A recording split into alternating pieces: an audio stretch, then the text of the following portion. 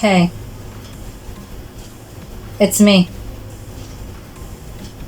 Oh, you don't remember me? Damn it. It's me, Elara. You don't really remember me. The fuck? Anyway, the name is Elara, and I'm your storyteller for today's Stories in the Dark.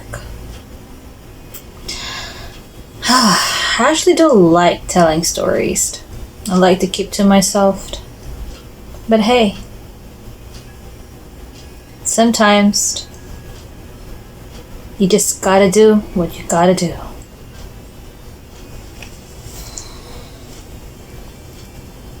So, are you ready? I hope you are. Because this one is something. I really do hope you don't get nightmares because of this, because frankly, this story is fucked up. So, shall we begin? We the Girls Who Did Not Make It by E.A. PETRICONE. We're not where we are buried. We are where they kept us. We float now and see the low building in the woods from above, the long plates of rusted metal, the desiccated grass bundling against the sides like a pyre, the orb spider poised over a corroded edge. But when we were alive, we only knew the inside of the basement, where we had all the usual things girls have when they are being held and killed. There are 13 of us girls. You might be thinking, oh, but can you really call yourselves girls? None of us are under 18. It's true. But girls waterproofs us somewhat from the assumption that we deserve to be here. Girls make it sound as though we should have been protected.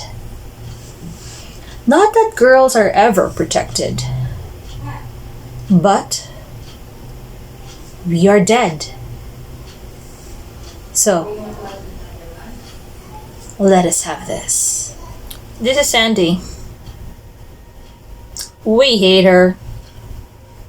She was Trevor's girlfriend. She lured many of us here. No, I didn't, she protests. Don't listen to her. She may not have led us with a trail of gumdrops and the promise of a candy house, but she smiled at us, laughed openly, so friendly, put us at ease as we slid into their car. Look, they've got a woman with them, we thought. They must not be murderers. We understand now.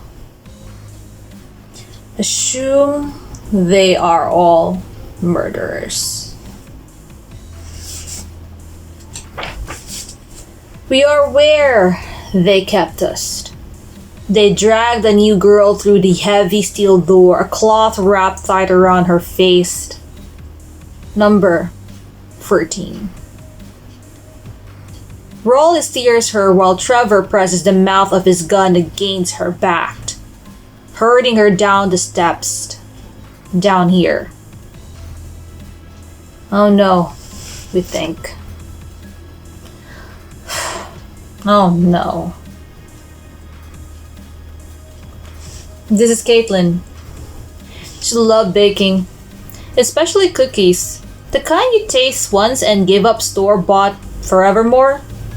Sometimes she added lemon zest chocolate chip, she tells us. People don't expect it, and if you add too much, you're screwed. But just enough, with that butter and brown sugar. Perfect. Caitlin wore a brace on her left leg. They keep it upstairs in the peeling kitchen full of stains. Caitlin's favorite color is strawberry frosting pink. Jen loved really sappy romance movies. Bonus points if it was a Christmas story. She'd listen to those movies any month of the year, even in August. Give her a meet cute, give her Pride and Prejudice, first dislike, give her a bad but not unfixable misunderstanding, give her a kiss and maybe a proposal at the end, so long as everyone ends up happy. Jen is blind, even now. But she says she understands the concept of color and there's nothing like rose red, soft petals against your lips, scent heady as passion. I like classic, she says. We wish we were zombies. We wish we were vampires. We wish we were werewolves. We wish we were she-demons with long claws. We wish the full moon rose and our stories ended with us picking our captors out from between our teeth. We wish we'd been stronger. We wish we'd live. The new girl's shaking, and we know where her head is at. Propellers spinning with no air to catch. She's trying to take in her surroundings, find a handhold, and the smell. It smells like them down here. There is no question at what will happen to her. Her name is Monica. She keeps trying to introduce herself. She doesn't ask Trevor or Raleigh their names. She's probably reasoning that if she can't identify anybody, they'll let her go. Cooperate, and maybe they won't kill you. Cooperate too much, and maybe it'll just make it easier for them to kill you. Fight from the start. Come hell or high water. Cooperate, get your bearings, find the right moment to strike. Or at least that's the idea. Monica tries to make a break for it, but there's no smooth spring and extension of spine like an action movie. She hesitates for a sliver of a second, and that's when Trevor grabs her by the hair and drags her the rest of the way. She struggles, she cries, she pleads. They shackle her ankles so that when the length of the chain, she won't be able to walk more than 3 feet past the stained and spored thick futon in the corner. Netta worked as a farmhand. She didn't like drudgery, but she adored the songbirds at the edge of the fields. She knows them by their song, by the sound of their wings. She makes a laugh doing impressions of the perpetually vexed catbird. Mew. Of the dashing but tone-deaf cedar waxwing. Scree. She teaches us to hiss when we see cowbirds because holy shit, what a bunch of assholes. At least my babies weren't with me, she keeps saying. Her daughter's favorite bird was a chickadee, her son's the blue jay. She taught them to hold their palms out flat with the sunflower seeds, to be patient while the bird summoned up the courage to land on their hands. My sister and I were close, she tells us. I'm sure she must have taken them in after I didn't come home. She nods to herself, and we agree with her instantly. She must have. Netta loved the goldfinches most, birds that barely bend a stalk of thistle with their fairy weight. in the spring that makes them unhappy yellow feathers. And that's her favorite color. Diana lived above her cousin's garage, and the moment she got home from working retail, she binge-watched television series until she fell asleep. When her old friends from high school texted her, she'd ignore them, not because she didn't like them, but because somehow the thought of responding made her feel so heavy. The same with her laundry, with her mail, with leaving home in general.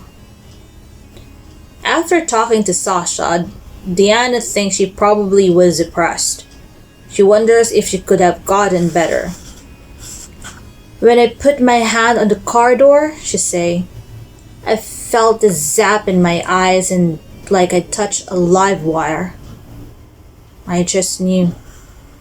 She tried to calmly turn around, amicably declined, but it was 3 against 1. So Diana remembers clearly that she managed to hook a finger under the door handle when they had her in the back seat. But it was locked.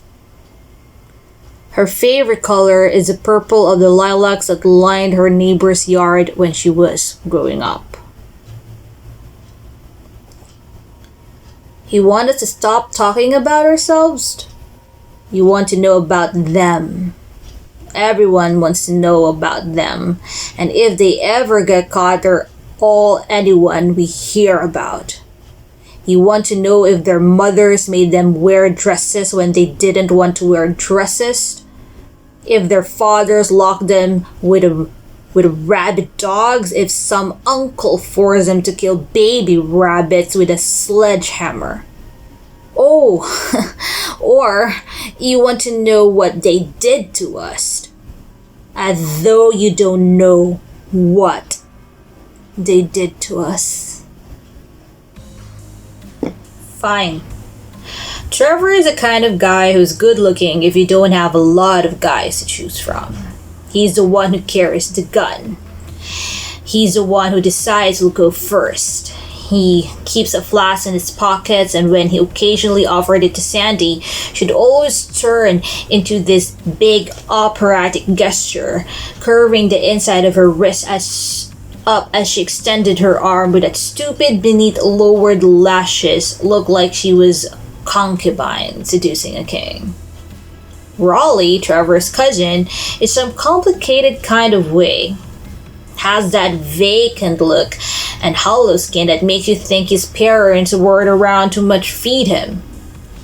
Before he laughs, there's always a split-second pause when he looks to Trevor to make sure it really is something he can laugh at. He's not dumb though. Don't let him fool you. Don't you dare write him off as a feeble-minded and trusting accomplice. He enjoys it just as much. Trust us. Lily is still getting used to it. I really wanted to live, she keeps saying. I wanted so badly. So far, we only know that she was in college and she wasn't doing so well. She did Adderall to try to make herself more productive, but it wasn't working. It wasn't working the way she thought it would. Her favorite color was forest green. We're afraid Trevor will take it further, but he glances at his watch. Gotta make an appearance, he tells Raleigh. Keep an eye on her. In other words, don't start without him. Monica has a little more time. We try not to think about the inevitability breathing through the walls like black mold. Trevor and Raleigh take turns leaving the basement and doing some odd errand or sitting in a nearby restaurant.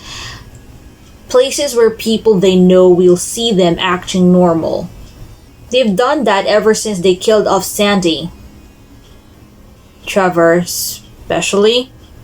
He probably thinks he's clever. Maybe he is. No one has caught him yet. Trevor jingles the 2 sets of keys as he climbs the stairs. The key to the leg shackle bounces around on a teal. Teal? Yes, that surprises too. Wrist coil. On a piece of masking tape stuck over the bow he's written, "Freedom," in permanent black ink. Ha! Trevor lived the wrist coil. Teal, parrot squawk among the rest of the dull and grubby upstairs on a small hook outside the heavy metal door. The heavy metal door key, however, stays with Trevor. Always. The heavy metal door is complex. There's some kind of mechanism where it's easy for the person entering from the kitchen to pull it open, but it takes both of them to push it open from the basement side, even when it's not locked.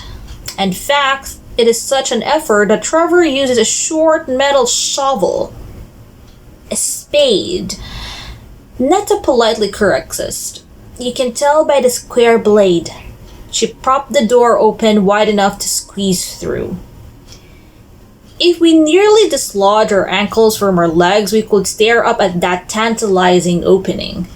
We regarded the obelisk of light slanting through it as though it was, or it were, holy, sacred, where life began. But of course, we were on the wrong side. You might be thinking, where did they even get a door like that? Who even own this building? Who has the time to lure and murder women? How could they get away with this so many times? Yet, here we are.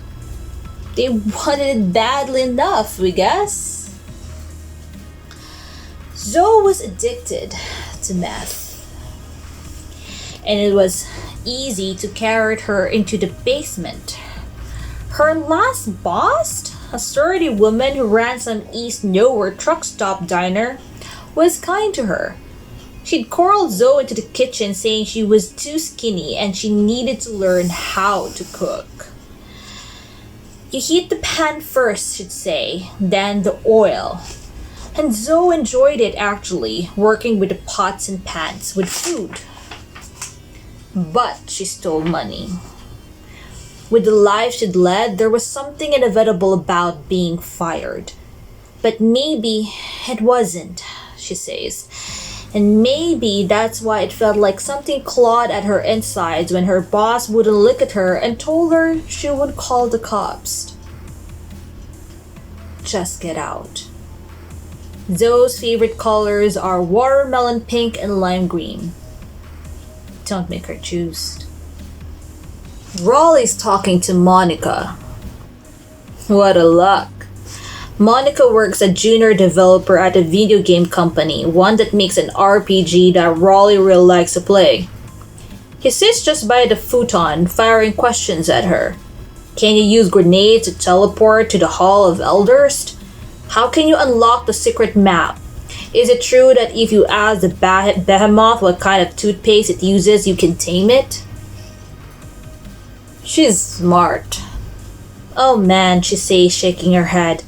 The new release is going to blow your mind. You have no idea. And Raleigh, that absolute shit, opens his mouth a little to gasp, sits up straighter on the floor just by the futon where she had held us down, all wide-eyed innocent. As a kid on Christmas morning.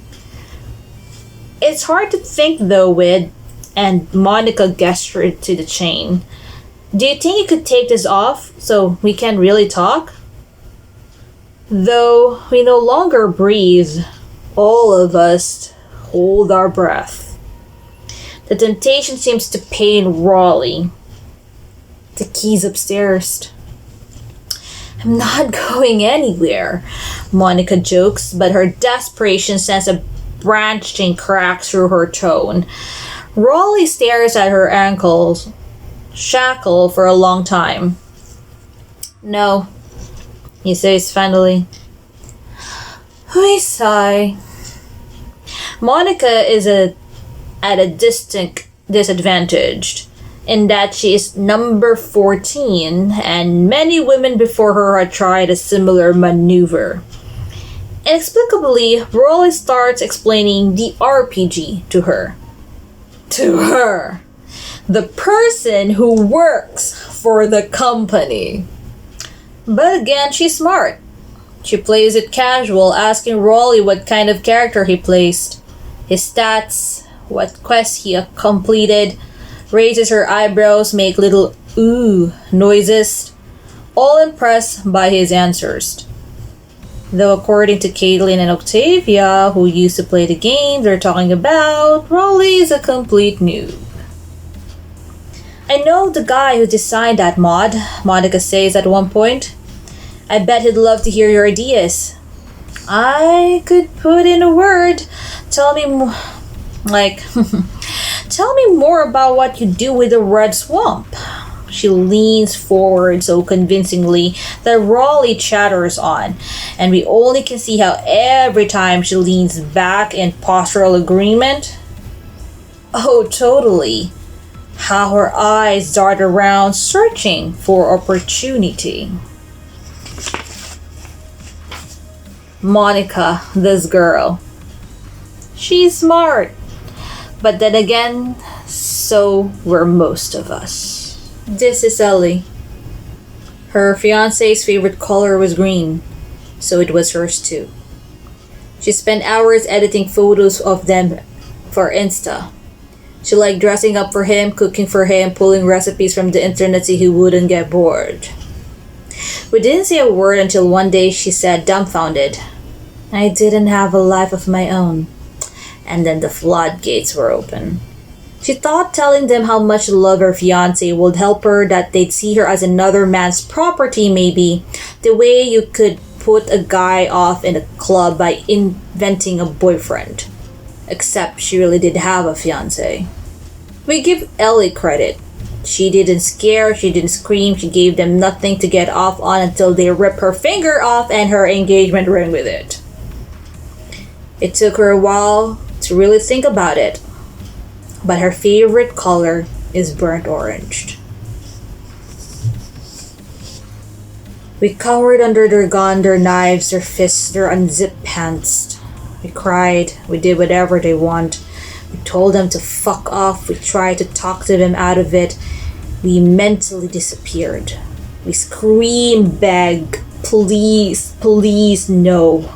We tried to fight, we tried to charm them, we tried to reason with them, we tried to just breathe. In the end, we all died in a horrible pain and terror, and even when we slipped away, we entered a black without comfort. Teresa's favorite childhood book, the one that she made her mother read over and over again before bed, was called Ophelia the Opossum Runs Away from Home. Ophelia the Opossum. Baby opossums are called Joeys, Teresa says. Lived with her mother in a cozy burrow beneath an oak tree. One day, after a fight with her mother, Ophelia runs away from home thinking, I'll never come back, that'll show her. She scampers farther and farther, deeper and deeper into the woods until none of the trees or rocks look familiar. As it starts to rain, Ophelia realizes how lonely she is, how scary the woods are, and how terribly she misses her mother. But the rains washed away all scent and sense. She cannot remember her way home. Shivering under a wide leaf, of course, Ophelia didn't bring her coat. That will be something her mother will tell her to do. She starts to cry. She's so lost now. How can she ever find her way back? But then the corner of the wide leaf lifts, and whose eyes stare back at Ophelia? But her mother's. How did you find me? Ophelia asks as her mother hugs her tight in the drizzling rain. Little one, I will always find you, her mother says. And here Teresa always makes that joke that her mother made that line sound affectionate or threatening, depend on how crazy Teresa had driven her that day.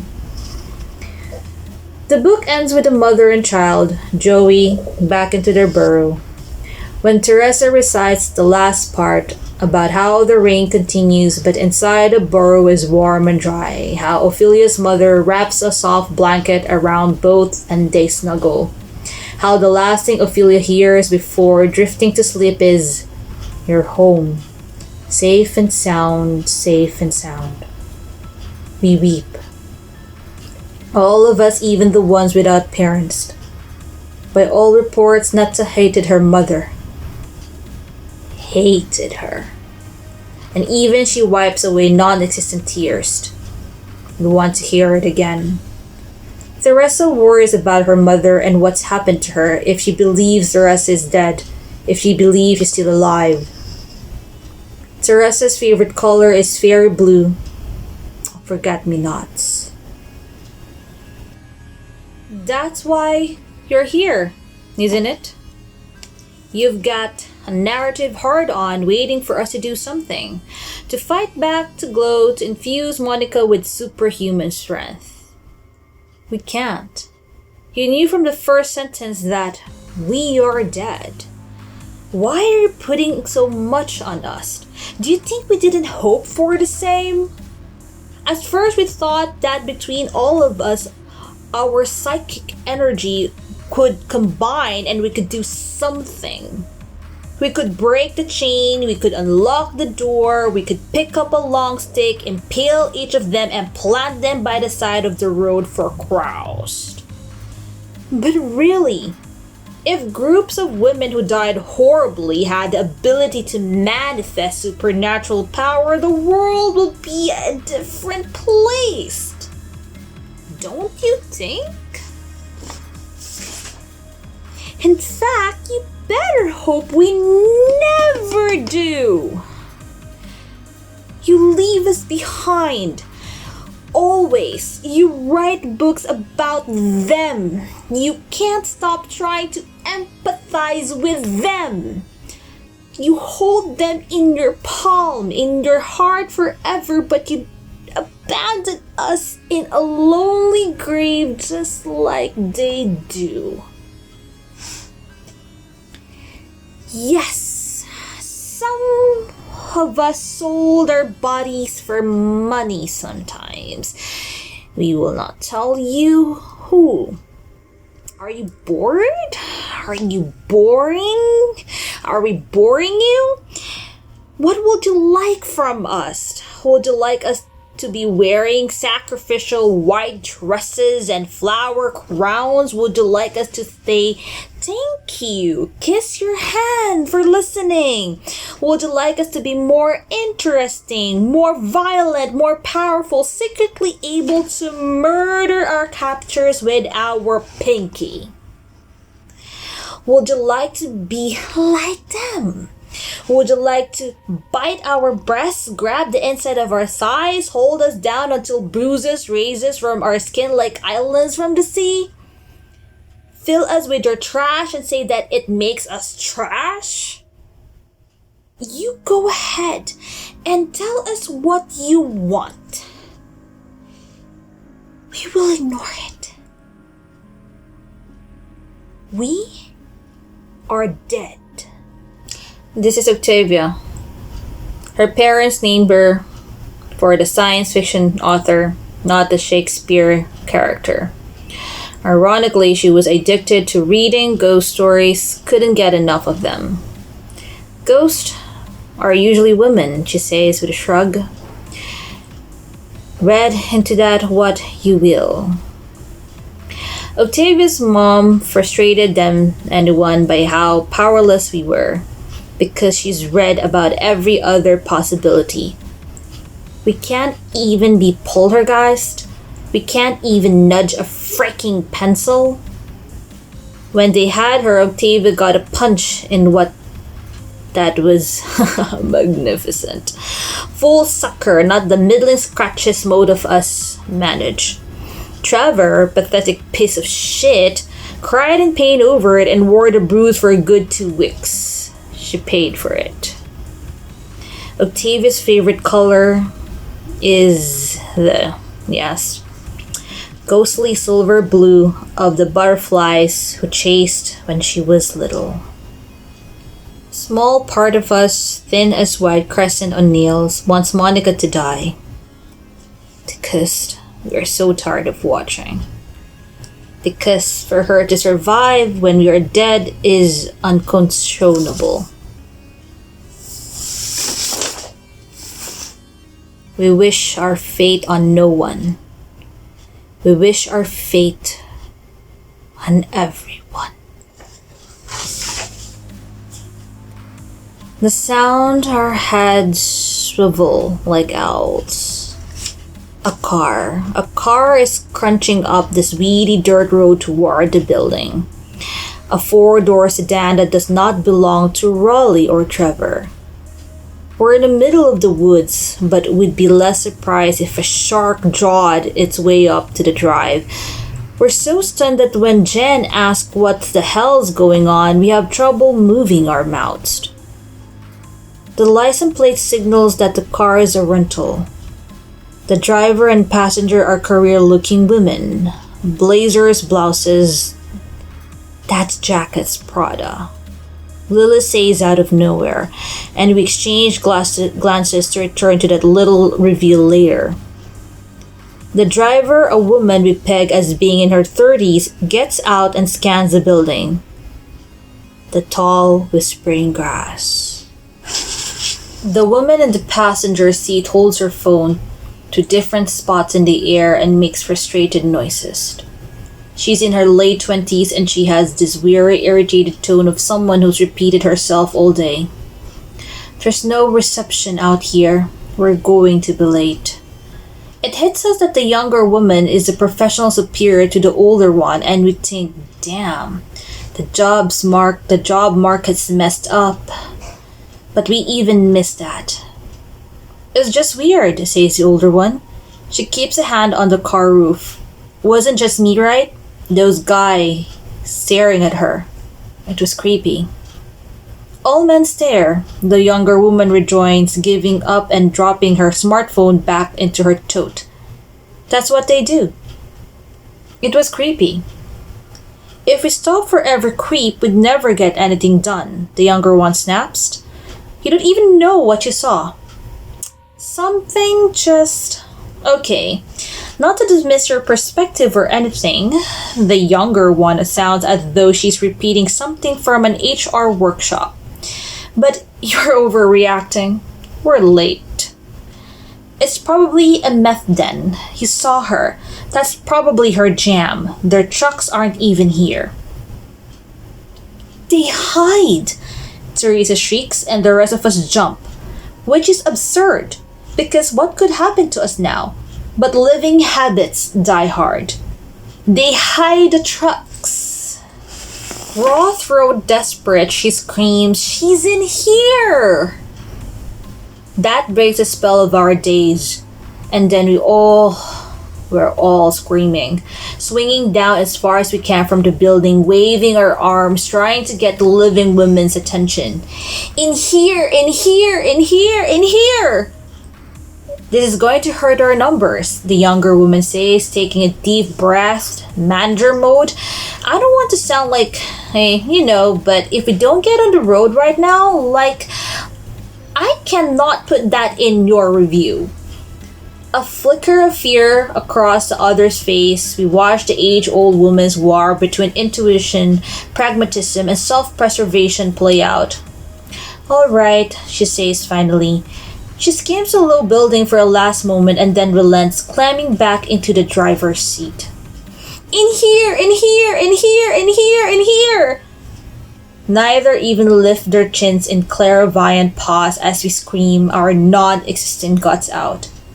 The back down the driveway like sun from shadow of the earth. We see Monica even more tragically now. She almost had help, she almost had rescue. Raleigh's banned from starting the worst things, but that leaves a lot of things. Monica doing everything she's supposed to do. She's fighting with the least amount of slack. She's jabbing at him, rocking her weight, trying to throw him off balance, earn herself a chance. But he's big, and he's done this before. And from the blood scrapes under the dark hair at her temple, she's already been hit in the head at least once today. Which all of us can tell you impacts her whole system in ways you can't always foresee. We watched, shredded and stripped like celery strings.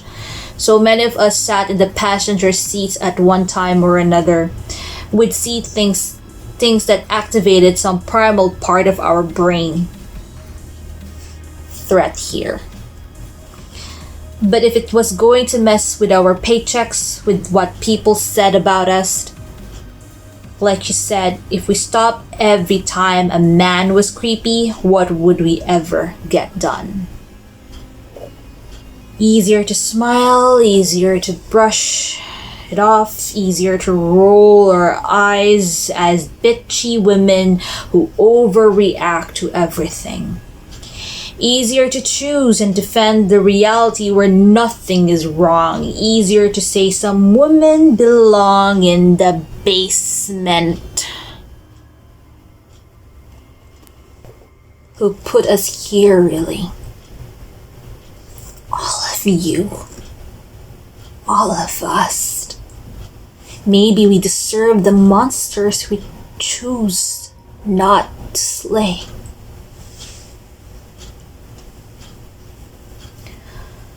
Reina was obsessed with pomegranate flavored things. Pomegranate in her lip balm, pomegranate in her BB cream, pomegranate in her shampoo, in her chocolate, in the drink she'd order at the bar. I don't care if I'm a basic bitch, she tells us. Pomegranate me up. One day she bought a real pomegranate from the grocery store, strange round fruit with a flare sticking out of the bottle like a trumpet. What did she think? I didn't know what the fuck to do with it, Reina says, and that cracks us up. Grinning. That is weird freaking fruit. Her favorite color is, hell yeah, pomegranate red. Sasha's was earning her master's in social work. She cheated on her boyfriend and she wonders a lot if she ever found out. She worries that maybe after she disappeared, the police targeted him or her lover as suspects. You cheated? Sandy says to her, appalled, and we all throw our hands up because Jesus Christ, Sandy. Sasha's favorite color is a pale blue of an open sky. Trevor killed Sandy because she told him to tuck in his shirt. That's what earned her the shackle, the chain, the futon, and all the rest. She insists he didn't mean to, that she's not like us. And Trevor was just crushed about it afterward because he loved her so much. But if he aided and abetted murderers, can you be that surprised if you get murdered? Sasha's greatest defender, which astounds us, considering that Sandy lured her to the basement all on her own. When she heard that Sasha wanted to do with her life, she tearfully confessed that she was in an abusive relationship and could Sasha come with her to get her things so she could escape. As soon as Sasha sat in the low building, she knew every bad thing has happened there, things beyond her expectance. Immediately, she reached for her phone to call the police, but of course, no reception. Sandy cried crocodile tears, begging, please just go with her to the basement for her things and then they'd go. I don't think I can do this. Please, please, please don't leave me. I won't, Sasha promised her, looping her arm around through her, holding her up and nodding. "You and me, we're in this together, I promised." Through the steel door, down the stairs. Just as they reached the bottom, Sandy shoved and swung Sasha headfirst into a beam, and before she could regain her footing, Sandy had shackled her as a gift. Sasha has nearly torn her leg off when Trevor and Raleigh pulled open the heavy steel door. Sandy twirling and declaring, "Ta-da!" And still, Sasha never gives up on Sandy. Not an inch, defending her from every phantasmal beating and revenge we'd like to dole out. And a lot of us want to give Sasha a reality check, but Rachel disapproves and generally will listen to her. "Sasha believes in helping others," she says gently. She bet her life on it. We still grumble about it. Don't like it, considering that it's Sandy who benefits from us holding back. But who knows, maybe with therapy, Sandy wouldn't have been such a piece of work. Yeah, Sandy has a favorite color. Who gives a shit? "It's white," she pipes anyway. "Like a wedding gown." We had wild hope with the car there, but now there's nothing else to do except wait the long wait to take Monica in, welcome her as one of us. We open our arms, ready to embrace her. The car skids back up the drive. The younger woman, red-faced, shouts at the older one, shoves open the door. The second we're in range, I'm calling, and then we all hear Monica scream. We see their heads raised like prey animals, watch them lock eyes, strip everything that came before, track their thoughts like a rabid footprint in the snow. Danger, get out, don't get involved, call the police at most and only from a safe distance away. Call the police, the older one says, vaulting herself out of the car. But you, the younger one now seems so much younger. Back up and try by the exit, the older one responds. In their exchange, they learn their names. Danielle is the older one. Kelsey is the younger. Danielle, Kelsey. We repeat their names to each other like we're passing buckets of water down a fire line. Danielle's taking off her sensible heels, hurry creeping to the door in pantyhose that's a couple shades darker than her tan of her skin. Kelsey's face gone pale, climbs to the driver's seat, backing up with one hand on the steering wheel and the other holding her smartphone in front of her. She should drive the car right into the building. Raina screams in frustration. Maybe she's right, but here we are. Back to Danielle. She's shaking, holding her sensible heels with one hand as she quietly opens the rusty screen door. Monica cries burst from the basement like a scalding water. Danielle stops in the arch of the grubby kitchen and we know that she knows. This is her last chance to turn back. We can tell she really wants to. She swallows. She keeps going. She reaches the heavy steel door that leads to the basement and glances at the spade keeping it propped open. Bring something with you, we yell at her, gesturing to the various items lying around the kitchen she could use as a weapon. We know they could be used as a weapon because so many were used on us. The discarded pipe in the corner, knives, garden shears, Caitlin's leg breaks propped up against the wall. Yet she doesn't. Not anything other than the heel she clutches with one hand. Angling her body carefully, she steps over the spade onto the steps. Raleigh must assume it's Trevor, patting down because he doesn't turn right away. Not until Danielle can't hold back a stifled shriek does he whip his head around. Monica, our girl, seizes opportunity and kicks Rolly's legs out from under him.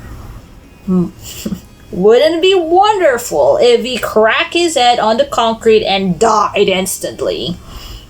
But no, all his critical parts bounce off the futon and he rolls back up quite frantic. Now it's messy. Monica's yelling at Danielle, pleading for the key. Do you have the key? Get the key! But Monica's having trouble speaking. And Danielle just found a battered woman chained in a basement. We cheer when Danielle hits Rolly's head with her sensible heels and he yelps like a weasel he is. But scrawny or not, he's still bigger than Danielle and he's done this before. He launches himself at her and she's not fast enough to evade, hitting the floor with a crash that pushes a high grunt from her lungs. Up again, Rolly yanks her clear of Monica's reach. He kicks her ribs as Monica shrieks at him to stop, hands to her head, astonished on how badly things have turned. Rolly kicks for a good while before pausing. Danielle contracts into a ball on the floor, paralyzed with pain and anticipation at the next kick. Monica's back into the concrete wall, chain rattling. Rolly loops his belt he'd removed earlier around Danielle's neck and draws it tight, hauling her body up with force. No. No. No, no, no, no, no, no, no! We scream. Screams that no one hears. Howl like wolves deny the moon. Two of them against one and still. Rachel was the first. She had been having a terrible day. Her apartment has been flooded by a malfunctioning water heater. Her landlord threatened to evict her when she asked for money to live elsewhere temporarily. And she wasn't able to clean up before her job interview. She went to the interview anyway, forced herself to look the interviewer square in the eye and say she wasn't having a good day. But she showed up. That's what you're supposed to do, isn't it? Show up no matter what. Except the junior interviewer looked at her soiled suit pants, crinkled his nose, and said that, really, she should have rescheduled. The senior interviewer seemed more sympathetic, but with cringing acknowledgement, poor thing, you tried, rather than admiration for her dodginess. Yet Rachel answered the question as best she could. If they were listening to me, she says, they'd know I knew what I was talking about. Dejected, Rachel sat at the diner scrolling through her dying phone, calculating how much it would cost her to take the bus versus hailing a rideshare, how far she could realistically walk. It was raining.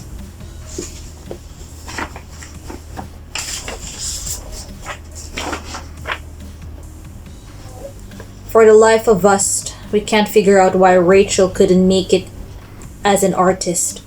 She draws in the fog and she's really good. Shouldn't she have been rich from selling her paintings? She tells us being a creative is very hard. So there she was, weighing her options while the waitress gave her a dagger's eye for taking a booth and only ordering coffee for being so dirty when the three youngish people walk in, 2 men and a woman. Desperate, Rachel asked if they had a phone charger. Rather than flicking their eyes away, they seemed interested in her, happy to help. They asked her questions and listened attentively to her answers. They were so nice. Trevor told a funny story about how Rolly filled his truck with his chickens as a prank. The smell. His voice rose over their laughter. We're going that way, Trevor said when Rachel mentioned her neighborhood. Vaguely. And certainly not her exact street name, she knew the rules of strangers. Come with us, Rolly urged. Save your money. If had just been the 2 men, she never would have considered accepting such an offer. But there was Sandy, nodding along, smiling at her. We'll take you. When Rachel hoisted herself up by the handle above the truck door, and swung into the back seat. They were all laughing. "Don't worry, this isn't the chicken truck," as though they were old friends giddy on the threshold of a road trip. She remembers catching Trevor and Rolly exchanging glances and hoping they weren't having second thoughts about letting a stranger ride with them. She couldn't believe how kind they were. Since she was first, they were impulsive, sloppy, manic. She only lasted 3 days. People who don't know what the fuck they're talking about would call her lucky. "Wouldn't be something if I'd gotten the job?" Rachel asks us sometimes. Wouldn't that be something? When we entered the dark, it brought us no comfort. Nothing solid, nothing to grip. When we touched our left behind bodies, thin, hollow, sunken, nothing happened. When they took hold of our corpses, rough, our minds collapsed, nothing but wail. Our thoughts like our elbows knocking against the stairs as our bodies were dragged where we could not follow. Because no one cares about the girls who did not make it. Not you. You want the girls who overcome, the girls who win, or at least the girl who survive. All our names together will only make them more memorable. It lends nothing to us. It's an awful thing to witness your own descent into irrelevance. Before our eyes, our lives dissolved, liquefied, plunging down grates into the dark. I was never a person. I was never more than meat. My life meant nothing. I was nothing, I was nothing, I was nothing. And then Rachel settled herself before us, solid as stone. "What's your favorite color?" she asked, guiding us through the concrete where we couldn't see. She'd have to repeat her question several times before we could focus enough. To answer was hands pushing aside heavy water, force us to shake out the folds, our memories like heavy cloth. Thwack!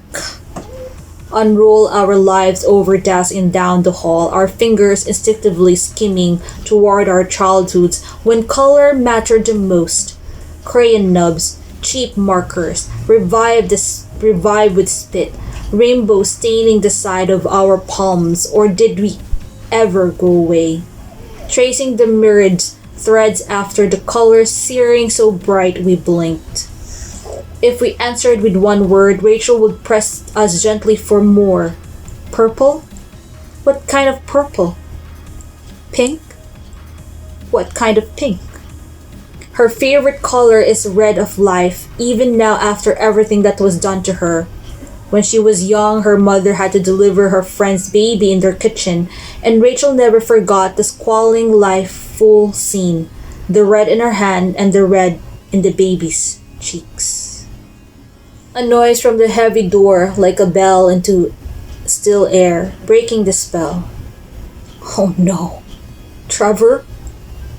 No. It's Kelsey. Barreling down basement steps, clutching something in each hand and the teal key coil around her wrist. When Rolly lunges toward her, she flings something at him, and though she ducks, she lands a strong spray of mace into his ear. Hitting him in the eye would have been ideal, but will take the ear because he rears back, pawing at the side of his head and coughing. Though the arresting sensation of pepper spray, Danielle is on her feet again, shoving him off balance. Kelsey aims the mace, pulls the trigger again, missing his eyes but landing something directly in his mouth, which from his reaction is quite fine with us. While he struggles to right himself, Danielle draws her arm down and hits him with a spade handle in the back of his head. Raleigh topples over and we think, don't let him fool you, but Danielle's way ahead of us, turning the spade around and striking him again and again in the head with the square edged. Monica's fixated on the key. How can she not? She spent an eternity staring through the holes of her shackle lock, imagining its curve, willing it to existence. The key, she says to Kelsey, and gestures to her wrist. Kelsey sees the lock, draws the key with the carefulness of a seamstress threading a needle. They're all still coughing from the pepper spray, gasping through watery eyes and gummy throats. Danielle continues making square-shaped strikes until Raleigh's skull is completely crushed in, and even after kicking his lifeless form 3 times, she still puts 2 fingers to his neck to be sure there will be no horror movie miraculous awakening. We love Danielle. Where is he? Zoe demands, hovering over the mash of Raleigh's head. Where is he? He's trapped with us now, right? The thought of branch of lightning exhilarating some of us and petrifying others, we gather witches to cauldron like watching Rolly's body stop completely. For a not as Rolly does not join us, that Rolly could leave this world without having to face us lights up with rage. Another denial, another injustice. We're brought back by the click of the key of the phenomenon of the shackle opening. Monica draws her freed leg close to her chest and rubs her angry red imprint on her ankle. The other one, she chokes out. The other one has a gun. Police? Danielle asks through a cuff. She shrugs off her blazer and wordlessly hands it to Monica, who quickly slips her arms through the holes and covers herself. Kelsey doubled over, wiping the tears and snot off her face with the bottom of her expensive camisole. No, she said guiltily. I had to come back. I had this feeling. Good thing, says Danielle hoarsely, slinging Kelsey in a brief half-hug before turning away for another round of coughing. The force makes a spade she's been white knuckles gripping slips her fingers, clattering wet on the floor. The spade? It hits all at the same time, including Monica. The spade, the spade, the spade! The spade from the top of the stairs, the spade that was the only thing propping open the heavy steel doors. The door that only Trevor can open from the outside once it closes. The door! Monica shrieks with such alarm that immediately Kelsey and Danielle take up the stairs toward the thin sliver of sunlight outlining the door frame. Miraculously, the very thing that makes a door so deadly is what saves them. It's so difficult to move the hinge that the lock bolt didn't fully enter the bed. They're not locked in. Leaving the problem of pushing it open, the stairway swirls with a lingering smell of pepper spray and blood. Kelsey shoves and the rebound force almost sends her down the stairs. The door doesn't budge. Fuck. Danielle's voice a wail. We only have to open it wide enough for us to get through, says Kelsey, with the determination of a commander telling her line to hold. Maybe she's a good manager after all. And slammed her side into the door again. Down the steps. We need the shovel back. Spade, we all correct automatically, which the living girls ignored. Monica grunts, wipes blood from her nose, and staggers to her feet as Danielle jams her shoulder next to Kelsey's. They groan with effort, struggle to keep their footing. They are at top of the stairs, after all, and the last thing anyone needs is a girl with a broken neck. And the 4th step, Monica slips into her own blood, almost plummeting down, but she rights herself, gets back to it, uses the spade like a climber's pick. Their adrenaline is waning, the door is heavy, they're weak from the pepper spray messing with their eyes and nose and lungs and skin, hurt from the struggle in ways they can and can't name. Hurry! Trevor will be back soon and he has a gun. Hurry! The living girls strain themselves, heaving out of sync, watching an opening widen slower, then a watch second hand and narrow again. They pull back, exhausted. Danielle clutches her midsection where Raleigh kicked her.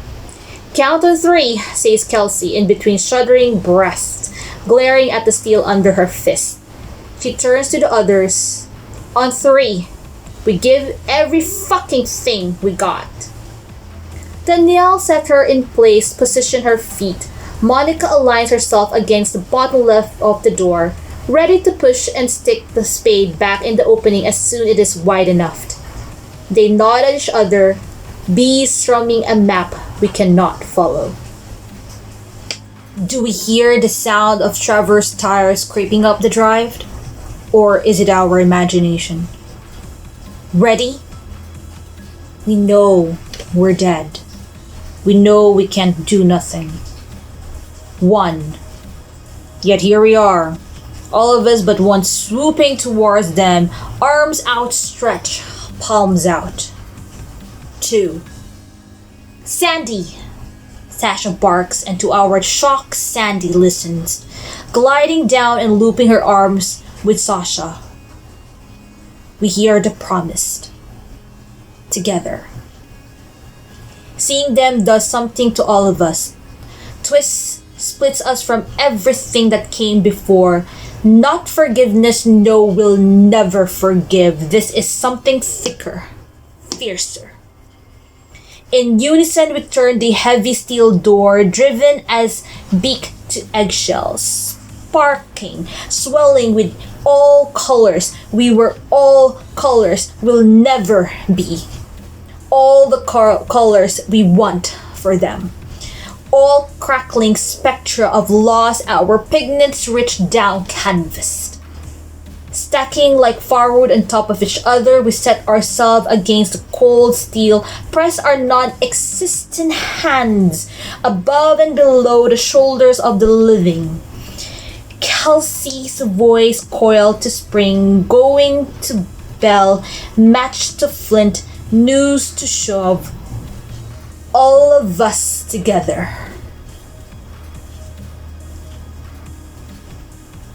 Push.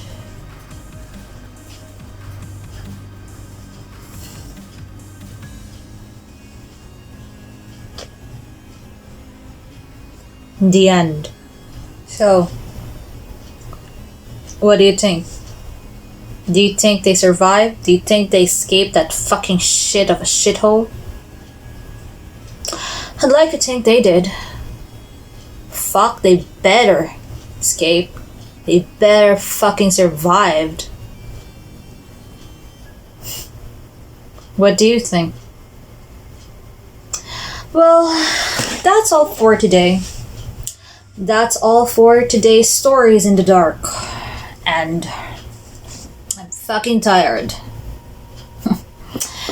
So, I bid you goodbye, good night, and remember, if someone asks you if you need a fucking ride home, assume they're all murderers.